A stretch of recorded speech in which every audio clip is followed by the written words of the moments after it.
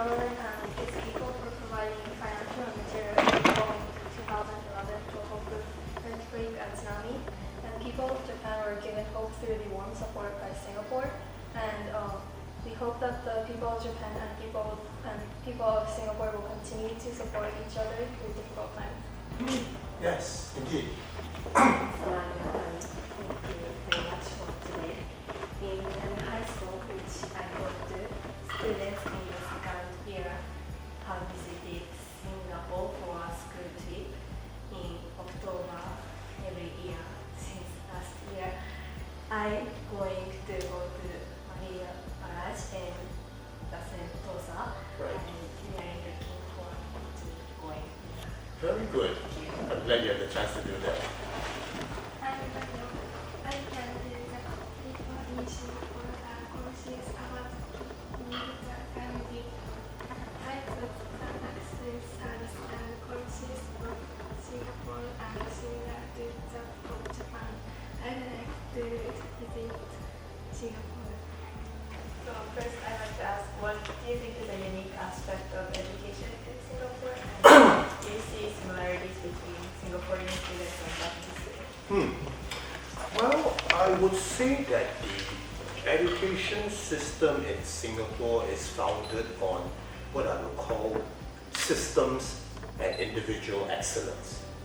Okay, systems excellence because you need an alignment of curriculum, instruction, and assessment.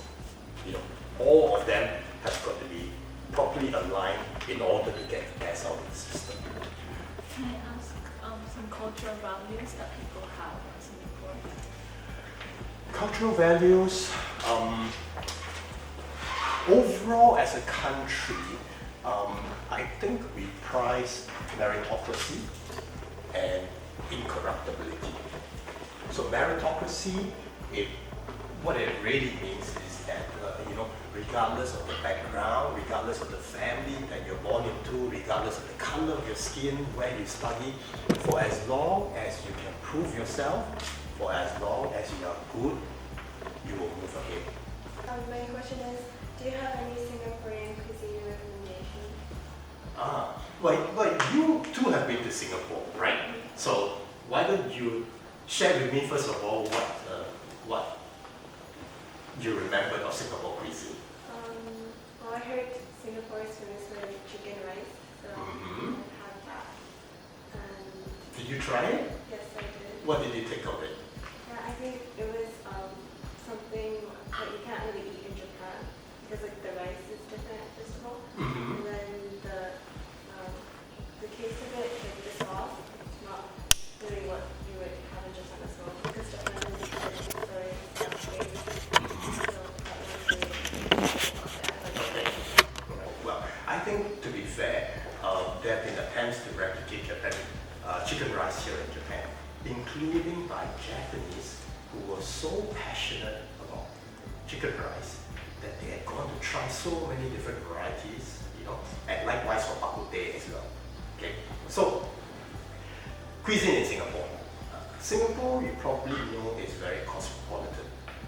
Okay, so we have people from many countries residing in Singapore, and so part of the benefit of being in Singapore is that we get to interact with them and we get to experience the food that they can bring. And so you say that Japanese food, all the way from ramen, soba, udon to sashimi, sushi, teppanyaki, shabu-shabu, it is all there. Korean food, Chinese food.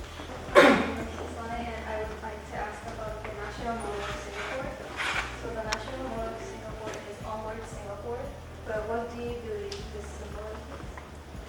Well, I think it's a rallying cry, right, for Singapore and Singaporeans as a young nation to recognize that our best days are ahead of us. Okay, so for the present, it is a rallying cry to make sure that you need to continue to strive, continue to go onward, and not to rest on your laurels. In the early days, we came out from trauma of the Second World War. We were under colonialism since 1890 until our independence in 1965. So it was well over 100 years, right? And when we first became independent, it was very, very difficult because our first plan was to form a union with Malaysia, our neighbor to the north, right? Because we felt that our future was intertwined with Malaysia. We formed that union in 1963. It didn't work out. So in 1965, they told us to leave, and we were, in a sense, we had independence forced on us, right? So it was a very difficult, very traumatic time. Many people, in fact, did not think that Singapore would make it, right? And so, for Singapore, during that era, onward Singapore is really, a call to unite, a call to recognize that we need to strive and chart our future for ourselves. Can you please tell us about recommended tourist areas in Singapore? Recommended tourist areas in Singapore. Well, I think you, in your short time, want to try and see something that I think encapsulates what Singapore is about. So, you can visit this temple, you can visit this building, and so on and so forth. But if I were to recommend something to you, I would say it's probably based on 3 areas. Okay? One, we say that Singapore is a city in a garden, right? Because in many major cities, it's very urbanized, it's very built up, there's not enough emphasis on greenery. But in Singapore, we try to make sure that in every neighborhood that we stay in, there is greenery within, say, about 400 meters from where you stay. So that you can go to a small little park, you can bring your family out, you can bring your dog out, you can sit and relax a little bit away, far from the many crowd. What are some traditional games you played as a child? Traditional games, wow, how would I describe them to you? You heard of a game called 5 Stones? Okay, it's 5 little bean bags. It's pyramidal in shape, very small, maybe about half the size of 2 fingers put together. And so you are basically, there's a pattern to it. You are throwing up, you're grabbing the next one, you're grabbing the next one as more of them are in the air, and so on. All right, so those are very traditional games. So what is your passion about working as an ambassador of Singapore? Do you have any goals? What would I like to do? Well, I obviously would like to further strengthen the already excellent relations between Japan and Singapore. We connect in so many areas. Politically, a lot of high-level visits. We share common values. Whether it's the rule of law, whether it is the importance of trade to our respective economies. So we support each other in international organizations. We are large trading partners of each other. Singapore is in fact the largest Asian investor in Japan. Singapore, 5 million people, largest Asian investor in Japan, right? So very good relations at many levels. I want to strengthen that even further. Okay. I want to strengthen the people-to-people ties. So visit Singapore, and hope more of you will do so. Then you can get a glimpse of what we are like as a people, especially. This is a new project that we are trying to do. Okay. We would like to introduce it to you. Yes, please do. All right. Should we talk about it first? Okay. Would you like to sit here next to me and talk about it? I'll give you some space, okay? All right. This project aims to increase the literacy rate of children in developing countries through the needs of teaching across borders.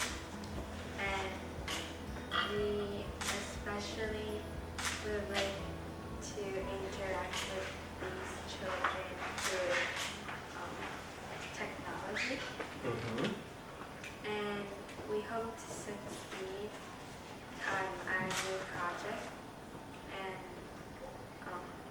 we would like to ask for your understanding and cooperation. Okay. If possible, we thought we would like to hear your advice on like how we should approach developing nations in a considerate manner, so that we can cooperate more. And we have anyone who you can introduce us to be part of our help, or any ideas you can help us for this project. Okay. But I think first of all, this is a very worthwhile endeavor. Okay. And I think it is good to know that young people like yourselves have a heart to reach out to those that are less fortunate, whether it's within your country or outside your borders, and to see what you can do to help them. I do know a number of schools in Singapore who try to do this as well. All right. So if I were to share a little bit of what I remember them telling us, I hope it's applicable to you. I'm not so familiar with your situation, where you want to go, who you want to reach out to. All right. So what I share, some of it may or may not be applicable, but you just take it for what it is worth. I think I remember what they tell me is that sustainability is very important. Okay, you have to keep going back and going back and going back. What do you believe is the first step towards world? First step towards world peace. Well, I saw your list of questions. I was thinking that some of those at the end maybe you either give a very glib 1-2 line answer. Glib is just say what's politically correct 1-2 line answer. But if you really want to make a difference, the answers will take half a day and more. Having said that, I think it's a good thing for young people to be interested in that subject, especially young people living in a very developed country, in a very developed society. I grew up at a time when 5% of the cohort could go to university. Half the cohort drop out after 6 years of education. Very different now, very different. Practically 100% will do 12 years of education. 40%, well, you count those who go overseas, pay for themselves. More than 50% will get a university education. So, in one generation, it's gone that far. But I grew up with a cohort. Half or so will drop out from school after 6 years because they grew up, because to support the family. They were smart enough. The opportunities were not there. And some of us were lucky enough to go to university. Okay? Those that drop out of school, they continue to learn, they picked up, they got their degree much later, right? But the opportunities were not there for them at the age of 16, at the age of 18. Right? So hopefully when you read up about this, it is an appreciation that we are fortunate, that you should be filled with gratitude that, it's not through your own doing, but whether it's called fate, coincidence, God, if you believe in God, that you had a step ahead of other people in other countries. And hopefully it helps us feel that if there is something that we can do for them, like some of these projects that can make a difference, that can be sustainable, we should try to do so. Okay?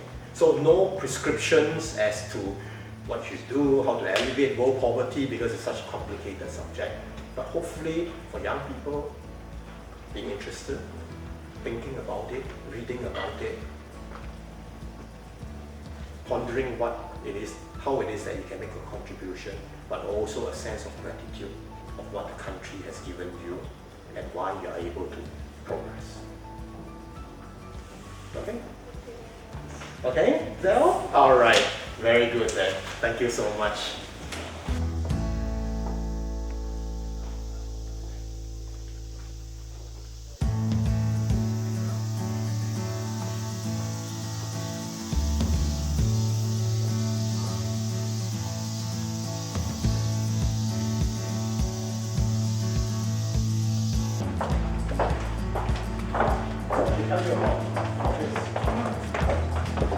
Okay.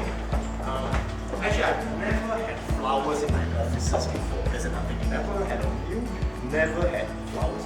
And there's a team of this Japanese ladies. I'm not sure this is exactly Imana, no, but they do the most beautiful flowers. Every week they come in, part of it, they have pretty flower arrangement, and then we get the benefit of the flowers. So we supply them with the raw materials, but they help us put together something like this.